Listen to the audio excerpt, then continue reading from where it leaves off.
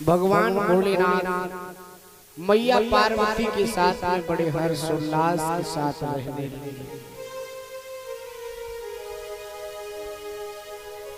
धीरे धीरे बहुत समय व्यतीत हो गया। भगवान भोलेनाथ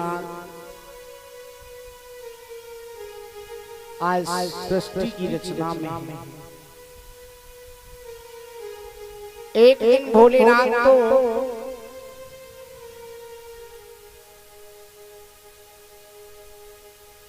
देवताओं के साथ में बैठे थे।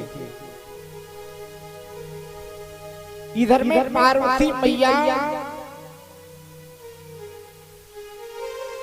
अकेली कैलाश पर्वत पर सोचने लगी कि मैं स्नान करने के लिए गुफा में चली जाऊं, लेकिन जब मैं स्नान करूंगी तो कहीं ऐसा ना हो कि कोई अंदर सीधा चला आए, तो एक पहरेदार की भी जरूरत है। मैया पार्वती जब स्नान करने लगी तो बताया ये जाता है कि मां पार्वती ने अपने शरीर का जो गठन किया,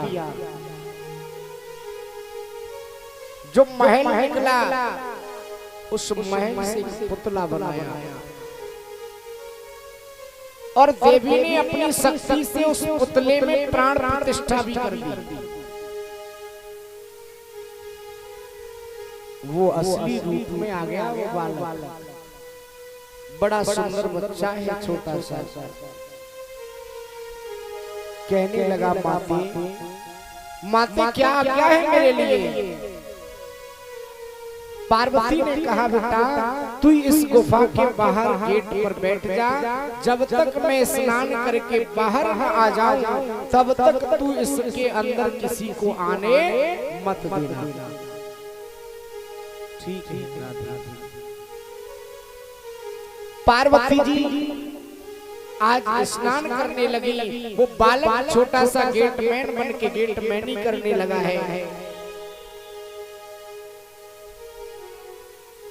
जैसे ही धीरे धीरे कुछ समय व्यतीत हुआ है, भगवान भोलेनाथ के कुछ गण वहां पर आए और जैसे ही वो अंदर जाने लगे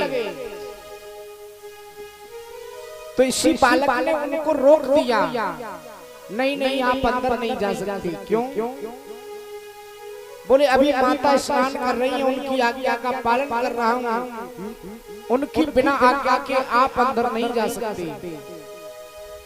गणों ने देखा कि ये है कौन बालक जिसने माता के दर्शन करने से हमें रोक रहे हैं? कौन है ये? गणेश जी ने जाने नहीं दिया। आज वो लौट करके भोलेनाथ के पास पहुंचे। भोलेनाथ से कहा, प्रभु आपके यहाँ गुफा पर कोई एक बालक खड़ा है जिसने हमें अंदर नहीं जाने दिया, हम माता के दर्शन की लालसा में थे। भोले बाबा कहने लगे, क्या मेरे यहाँ? वहां तो कोई बालक नहीं था। भोले बाबा दौड़ करके आए। जैसे गुफा में जाने लगे उस बालक ने रोक दिया। नहीं, आपको मैं अंदर नहीं जाने दूंगा। भोले बाबा ने कहा, तू कौन है? बोले माता की आज्ञा है और आप अपनी मर्जी से इस गुफा में नहीं जा सकते। उस बालक ने जब उनको रोका तो आज भोले बाबा ने अपने त्रिशूल से उस बालक के सर को धड़ से अलग कर दिया। जैसे ही उस बालक का सिर कटा, वो सिर कटते ही वहां से गुम हो गया, चला। जैसे ही गुम हुआ, बालक के रोने की आवाज जो हुई थी, मां पार्वती गुफा के अंदर से दौड़ करके आई। जैसे देखा मेरा लाल जिसका सिर है नहीं धड़फड़ा है, आज मां पार्वती एकदम रोने लगी, आंखों में आंसू भर लाई। क्रोध के मारे लाल पीली आंखें होने लगे। भोले की तरफ देखा कि उन्होंने मेरे बालक का सिर काटा है। आज पार्वती ने उसी समय अपना रूप काली का बना लिया, हाथ में खप्पर काली बन गई माँ पार्वती। अब तो भोले बाबा ने उनका रूप देखा, बड़ा विकराल रूप है। भोले बाबा स्वयं डरकर भागने लगे। अब उन्हें कौन बचाए? मानो ऐसा लग रहा है जैसे प्रलय सी आ गई है, प्रलय सी आ गई है। सभी घबराने लगे। देवता लोग प्रकट हो गए, भोले बाबा भागने लगे हैं। पार्वती का रूप काली का है। सभी लोग घबराने लगे, अब क्या होगा, क्या होगा, क्या होगा? भगवान विष्णु ने कहा, भोले इधर आओ। बोले अब कोई उपाय नहीं, एक ही उपाय है। बोले कौन सा? बोले आप जमीन पर लेट जाओ और जमीन पर लेट करके आप ये देखना कि पार्वती जो काली का रूप रखा है, ये जो आगे की ओर आ रही है, जैसे ही आपकी छाती पर इनका पैर रखा जाएगा, उसी समय इनका क्रोध शांत हो जाएगा और कोई उपाय नहीं है।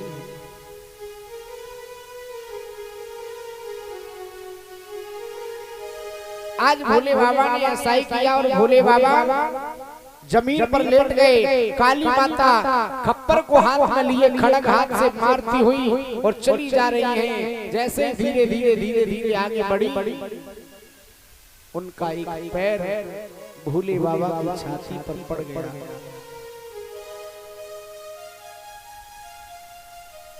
जैसे भोले बाबा की छाती पर पैर पड़ा, नीचे की ओर देखा, हाय ये क्या हो गया? ये तो मेरे स्वामी का अपमान कर दिया। एकदम से पार्वती की जीभ बाहर निकल गई। ये मैंने क्या किया? पीछे लात को हटा लिया। भोले बाबा खड़े हो गए। सभी देवता लोग हाथ जोड़ के प्रार्थना करने लगे, माते अपने क्रोध को शांत करो, आप शांत हो जाइए। माता ने कहा कि मैं जब तक शांत नहीं रहूंगी तब तक इस मेरे बालक को जीवित नहीं कर दिया जाएगा। भगवान विष्णु ने कहा, हम इस बालक को जीवित कर देंगे माते, लेकिन आप अपने क्रोध को शांत कर लीजिए। तो करो मेरे बालक को जीवित। काली मां खड़ी है, क्रोध शांत हो गया। भगवान विष्णु ने चक्र सुदर्शन को आज्ञा दी, जाओ जहां भी इस बालक का वो सिर गया है, वहां से इस बालक के सिर को ढूंढ कर लाओ। चक्र सुदर्शन गया, पृथ्वी लोक में पूरे में घूम आया, कहीं पर वो सर नहीं मिला। तीनों लोकों में घूमा, लेकिन कहीं भी वो सर नहीं मिला। वापस लौट करके आ गया। परीक्षित महाराज को यहाँ पर शंका हो गई, महाराज ये कथा हमारी समझ में नहीं आई। बोले क्यों?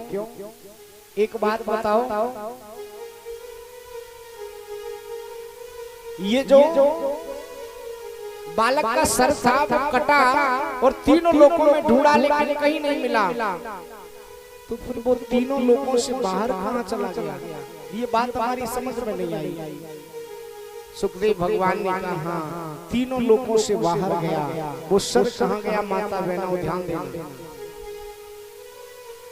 जैसे ही सर कटा, तीनों लोकों से अलग लोक है जिसका नाम है गौलोक, और उस गौलोक में जाकर के वो सिर गिरा,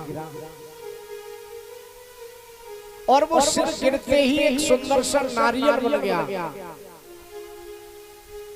आपने नारियल में देखा है, आंखें और मुंह होता है ना, जब नारियल की पूजा करते हैं छील के देखते हैं। ये शिव बालक का सर है। भगवान विष्णु ने कहा, पार्वती से के माते, तीनों लोकों में हमने सर को ढूंढा लेकिन नहीं मिला। अब वो जहां भी गया है, हम उस बालक के सर को ये वरदान देते हैं कि जहां भी माते इस बालक का सिर गया है, उस बालक के सर के बिना कोई भी पूजा स्वीकार नहीं होगी।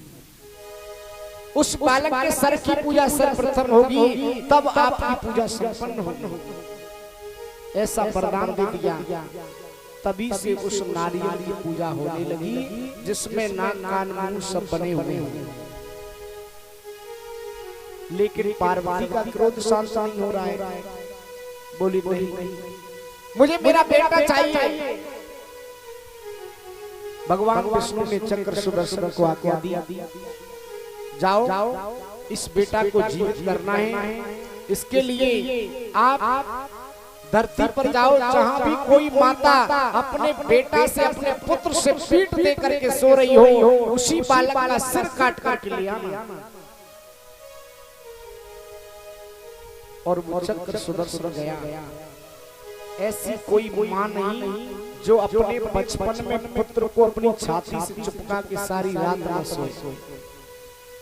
कोई एकाध ऐसी माँ होगी जो बेटा को एक तरफ फेंक के उसकी तरफ पीट करके सोती हो, अन्यथा अपने बेटा को सब अपनी छाती से लगा करके सो रही थी।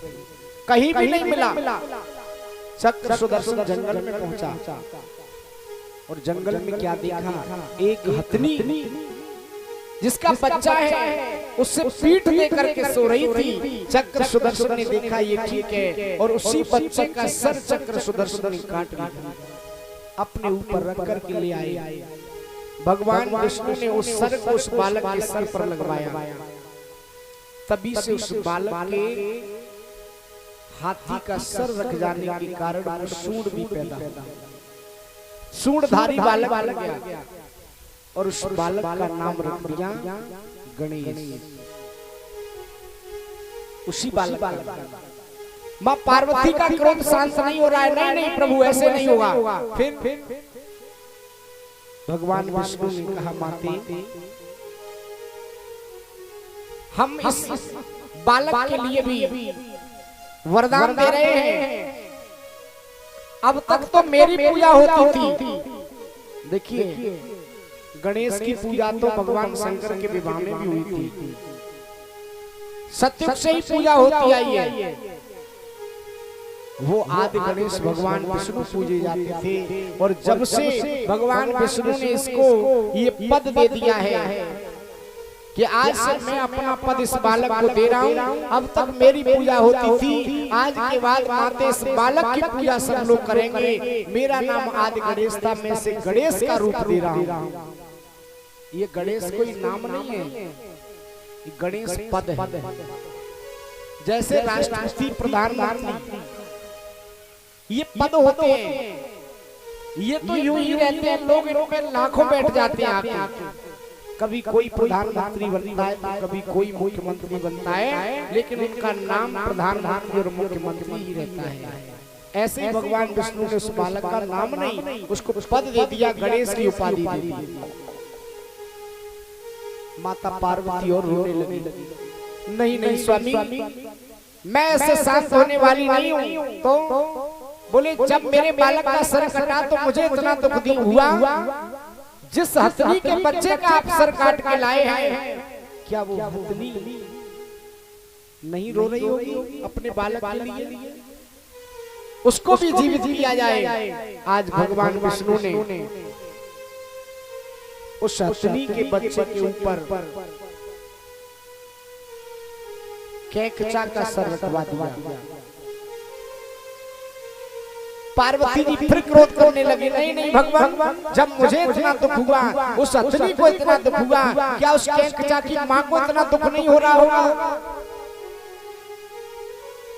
भगवान विष्णु ने सोचा, अगर ऐसे ही मैं एक दूसरे के धड़ पर सर लगाता रहा तो ये लाइन कभी खत्म होने वाली नहीं है। इसलिए उन्होंने वरदान दे दिया कि माते, आज से मैं उस कैकचा को वरदान दे रहा हूँ, जिसका सर कट गया है उसकी गर्दन में ही नाक कान मुंह सब प्रकट हो जाएंगे और वो ऐसे ही जिएगा।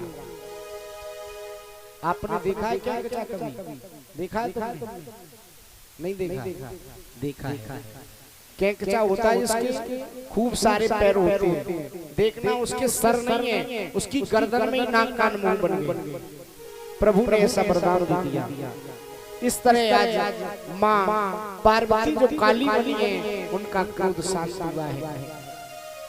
बोलिए शंकर भगवान की जय हो, बोलिए पार्वती मैया की जय हो। एक और बात बताऊं मैं आपको, महान बाबू ध्यान देना। जो ये हथनी के बच्चे का जो सिर रखा गया था ना, इसमें भी एक कथा है। वही सिर क्यों रखा और वही पूजनीय बन गया। हाथी का सर रखने के बाद वो गणेश पूजनीय हो गए। एक बार इंद्र को अगस्त ऋषि ने एक माला दी थी और उस माला को देकर के कहा था कि इंद्रदेव आप देवताओं में सबसे पूज्यमान हैं, इसलिए जब तक ये माला रहेगी आपके पास आप पूज्यमान ही बने रहोगे। जिस दिन ये माला तुम्हारे यहाँ से चली जाएगी, जिसके पास भी ये माला जाएगी वही पूजा जाएगा। इंद्र ने उस माला का अपमान कर दिया। ऐसे भी कुछ होता है। महात्मा जी पागल बना के चले गए।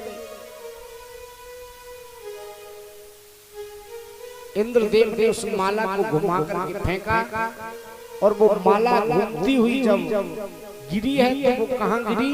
इसी हथनी के बच्चे के ऊपर गिरी। और उन्होंने ये वरदान दे दिया था कि जिसके ऊपर ये माला जाएगी उसी की पूजा इस दुनिया में होगी। इसलिए उस हथनी के बच्चे का सर काटा गया जो पूजनीय बन गया। बोलिए गणेश भगवान की जय हो। जय जय श्री राधे। और कुछ